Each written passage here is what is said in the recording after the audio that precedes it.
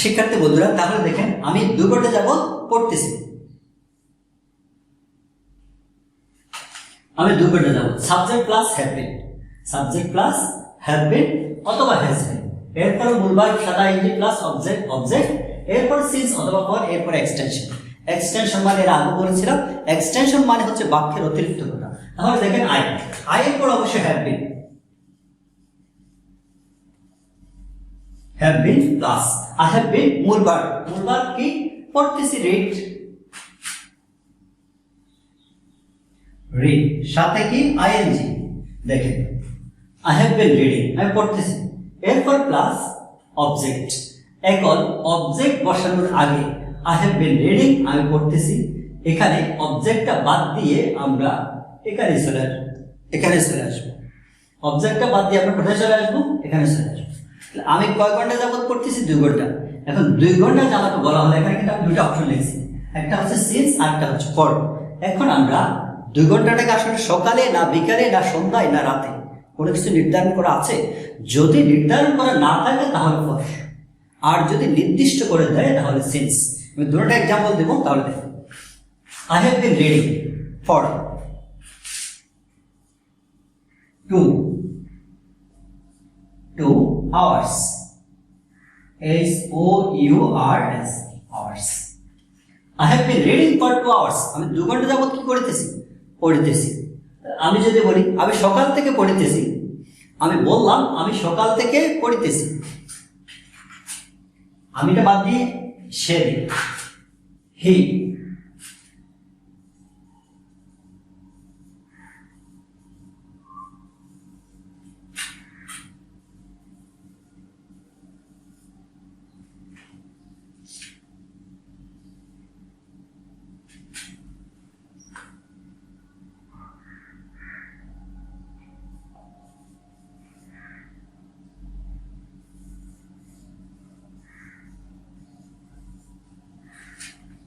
দেখেন he has been reading since morning,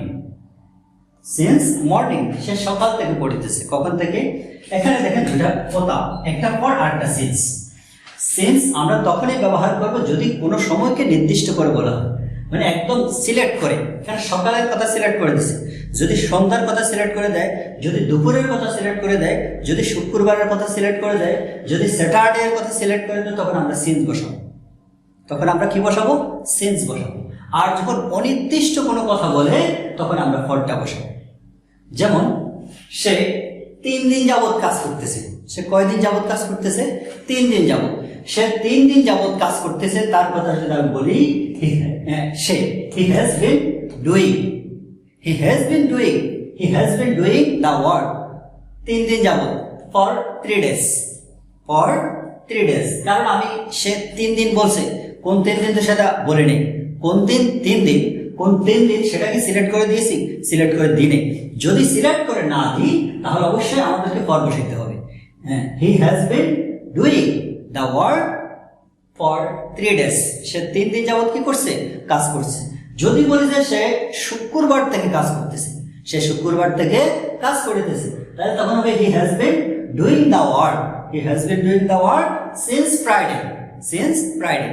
এভাবে করে অর্থাৎ আমরা এই স্ট্রাকচারগুলি অনুসারে আরো যত 1টা 2টা 3টা 4টা 5টা, আমি আশা করব আপনারা প্রত্যেকটা পার্ট দিয়ে এই কমেন্ট বক্সে 1টা 2টা 3টা করে কমপক্ষে 3টা করে বাক্য লিখে দিবেন। আমি বাক্যগুলো সঠিক কিনা দেখবো, এরপরে নেক্সট টিউটোরিয়ালে ইনশাআল্লাহ তার সমাধান করে দেব। এরপরে আমি যেটা বলবো, আপনারা খাতার মধ্যে কমপক্ষে 5টা 10টা 20টা করে প্র্যাকটিস করবেন। খাতার মধ্যে স্ট্রাকচারগুলো লিখবেন, লিখে স্ট্রাকচারগুলো আবার একটু কি করবেন? প্র্যাকটিস করবেন। আমি আবার একটু মৌখিকভাবে বলতেছি, জাস্ট এখানে লিখতেছি না।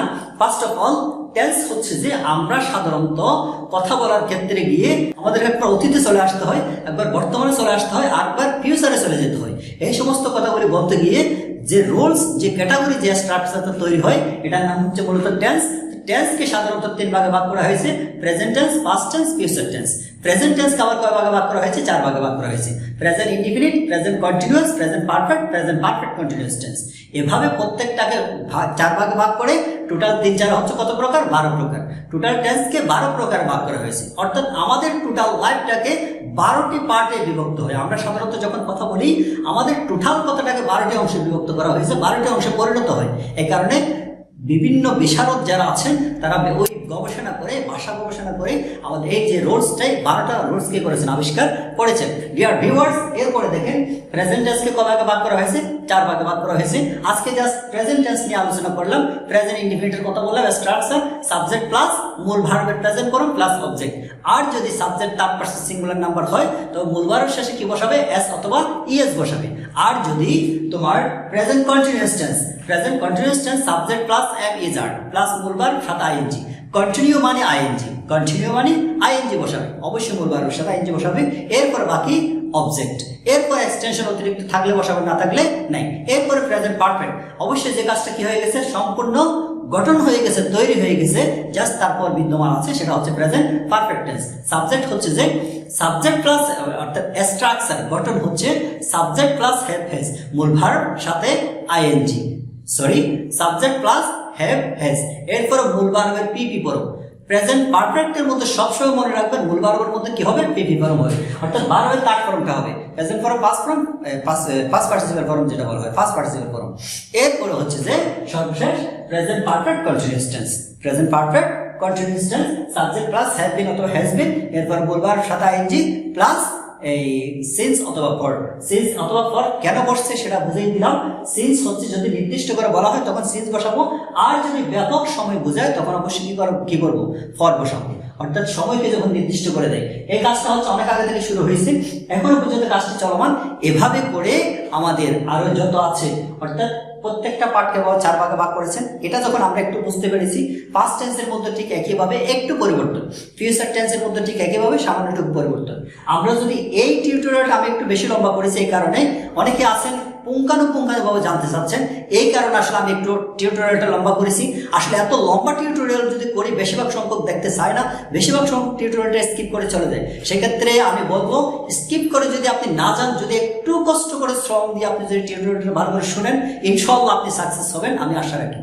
Dear learners, if there have any problem, undoubtedly write in this comment box, I will reply inshallah.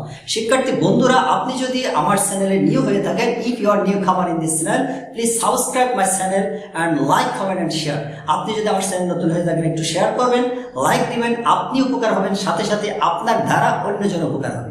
আপনার দ্বারা যদি অন্যজন উপকার হয়, নিঃসন্দেহে আপনি তার জন্য সব পেতেই থাকবেন। শিক্ষার্থী বন্ধুরা, এটা দিয়ে 2 4 5টা 5টা প্রশ্ন করবেন, 2 4টা এটা দিয়ে 2টা 3টা 4টা কোশ্চেন তৈরি করবেন, অর্থাৎ প্যাটার্ন তৈরি করবেন। এটা 1টা 2টা 3টা করে আপনি কমেন্ট বক্সে লিখে দিবেন আপনি কতটুকু রাইট হয়েছে, কতটুকু সঠিক হয়েছে। যদি জানতে কোনো কিছু ইচ্ছা হয় সেটাও কমেন্ট বক্সে লিখে দিবেন। আর যদি কোনো এখানে যদি কোনো বুঝতে সমস্যা হয় সেটা কমেন্ট বক্সে লিখে দিবেন।